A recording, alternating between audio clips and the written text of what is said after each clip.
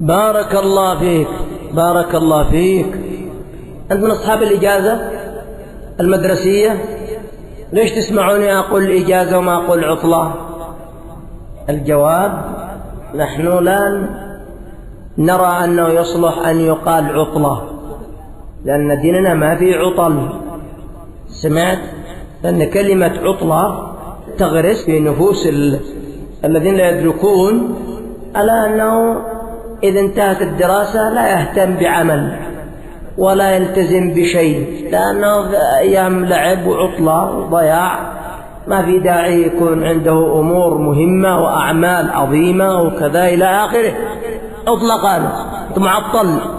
ديننا ما في عطلة، ديننا دين الأعمال الصالحة والجد والإقبال على الله، ودين العمل فيما يعود بالنفع الدنيوي أيضا.